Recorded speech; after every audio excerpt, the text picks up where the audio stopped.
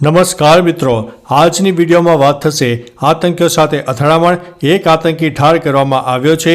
નીતિન ગડકરીનું વધુ એક નિવેદન ચર્ચામાં આવ્યું છે। મોડી રાત્રે આંટા મારતા લોકો સામે કાર્યવાહી, એક્ટિવાનું ઇલેક્ટ્રિક મોડલ 27મીએ લોન્ચ થશે।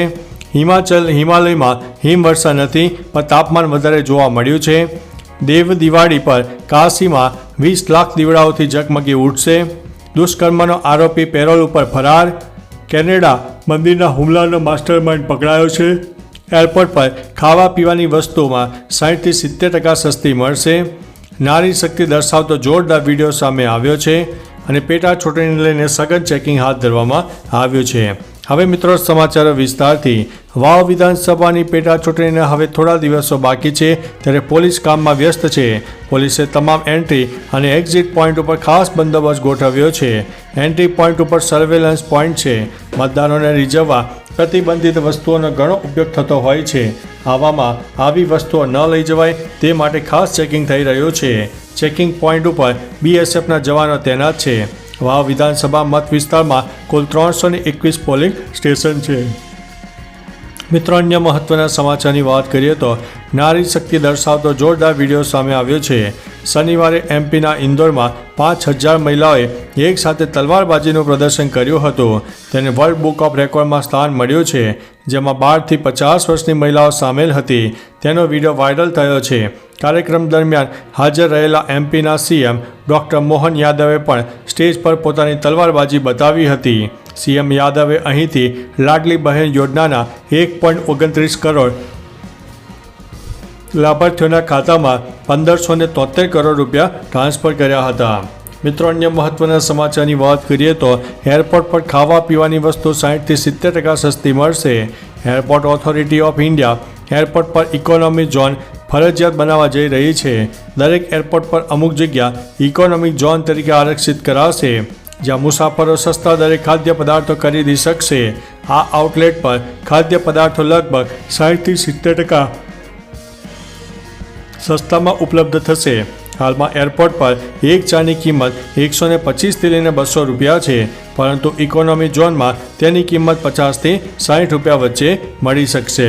મિત્રો, અન્ય મહત્વના સમાચારની વાત કરીએ તો કેનેડામાં મંદિર હુમલાના કેસમાં ચોથા આરોપીની ધરપકડ કરવામાં આવી છે। આરોપીની ઓળખ બ્રેમ્પટનના 35 વર્ષીય ઇન્દ્રજીત ગોસલ તરીકે થઈ છે। તે મંદિર હુમલાનો માસ્ટર માઇન્ડ છે અને ખાલિસ્તાની આતંકવાદી ગુરપતવંતસિંહ પન્નુની નજીકનો છે। ઇન્દ્રજીતે ગ્રેટર ટોરોન્ટોમાં હિન્દુ મંદિર ઉપર હુમલો કરવાની યોજના બનાવી હતી।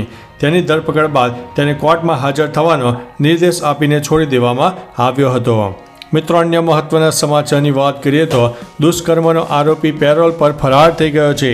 આરોપી સંજય બારિયાએ વર્ષ 2022માં સગીરા સાથે દુષ્કર્મ આચર્યું હતું। તેને 2024માં આજીવન કેદની સજા મળી હતી। હાલ આરોપી સંજય ફરાર છે। તે રાજકોટ જેલમાંથી દિવાળીને લઈને પેરોલ પર 7 દિવસ માટે બહાર આવ્યો હતો, પછી તે વીરપુરથી ફરાર થઈ ગયો છે। તેથી પોલીસે નાકાબંધી કરી છે। પોલીસની વિવિધ ટીમો આરોપીને શોધી રહી છે। પોલીસ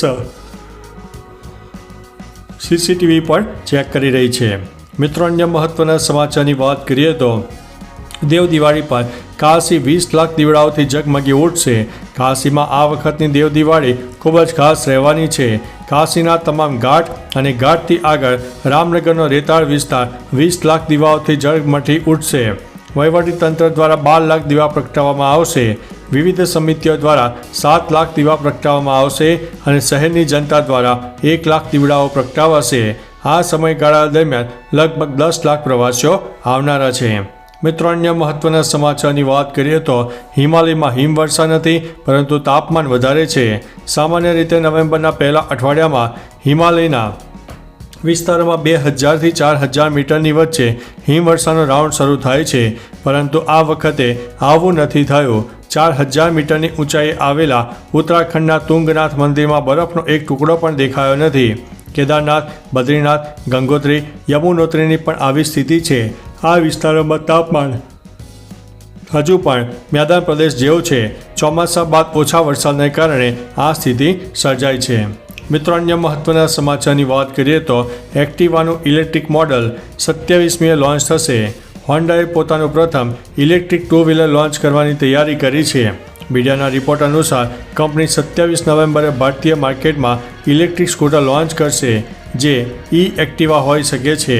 હોન્ડા દ્વારા મોકલાયેલા આમંત્રણમાં હવે શું અને લાઇટનિંગ બોલ્ટ જેવા સ્લોગન આપવામાં આવ્યા છે. કંપનીનું કહેવું છે કે આ સ્કૂટર એક્ટિવા 110 જેટલું પાવરફુલ હશે અને એક ચાર્જ ઉપર 100 કિલોમીટરની રેન્જ મળશે. મિત્રો, અન્ય મહત્વના સમાચારની વાત કરીએ તો મોડી રાત્રે આંટા મારતા લોકો સામે કાર્યવાહી. એસપીએમ સૂચના આપી છે તે મુજબ સુરેન્દ્રનગરમાં પોલીસે રાત્રે કોમ્બિંગ હાથ ધર્યું હતું. પોલીસે મોડી રાત્રે આંટા ફેરા મારતા લોકો સામે કાર્યવાહી કરી છે, જેમાં નશાની હાલતમાં અને હથિયાર સાથે ફરતા લોકો સામે કાર્યવાહી થઈ છે. લાયસન્સ વગર ફરતા લોકોના વાહનો ચેક કરીને ડિટેન કરાયા છે. જે લોકો હથિયાર સાથે ઝડપાયા છે તેમની સામે કાર્યવાહી કરાઈ હતી અને સાથે પ્રોહિબિશનના કેસ પણ નોંધાયા છે. મિત્રો, અન્ય મહત્વના સમાચારની વાત કરીએ તો નીતિન ગડકરીનું વધુ એક નિવેદન ચર્ચામાં આવ્યું છે. ભાજપના વરિષ્ઠ નેતા અને કેન્દ્રીય મંત્રી નીતિન ગડકરીનું વધુ એક નિવેદન ચર્ચામાં છે. આ નિવેદન તેમણે બાગી અને દાગી નેતાઓને સંબોધીને આપ્યું છે. તેમણે કહ્યું છે કે ભાજપ ઝડપથી વિસ્તરી રહ્યું છે. જેમ જેમ પાક વધે છે તેમ તેમ તેની સાથે રોગો પણ વધે છે. બીજેપી પાસે ઘણો મોટો પાક છે જે સારી ઉપજ આપે છે, પરંતુ કેટલાક રોગ પણ લાવે છે. તેથી આપણે આવા બીમાર પાક પર જંતુનાશકોનો છંટકાવ કરવો પડશે. મિત્રો, અન્ય મહત્વના સમાચારની વાત કરીએ તો આતંકવાદીઓ સાથે અથડામણ, એક આતંકીને ઠાર કરવામાં આવ્યો છે. શ્રીનગરમાં સેના અને આતંકીઓ વચ્ચે અથડામણ થઈ હતી. શ્રીનગરના નિશાદ બાગમાં 2 થી 3 આતંકવાદીઓ છુપાયા હોવાના સમાચાર આવ્યા હતા અને સેનાએ સર્ચ ઓપરેશન હાથ ધર્યું. સેનાએ આતંકીઓને ચારે બાજુથી ઘેરી લીધા હતા. બીજી તરફ સોપોરમાં પણ એન્કાઉન્ટર ચાલી રહ્યું હતું, જેમાં એક આતંકી માર્યો ગયો છે. ત્યાં પણ સેનાનું સર્ચ ઓપરેશન ચાલી રહ્યું છે. છેલ્લા કેટલાક દિવસોમાં 4 થી 5 આતંકવાદીઓ માર્યા ગયાના સમાચાર છે.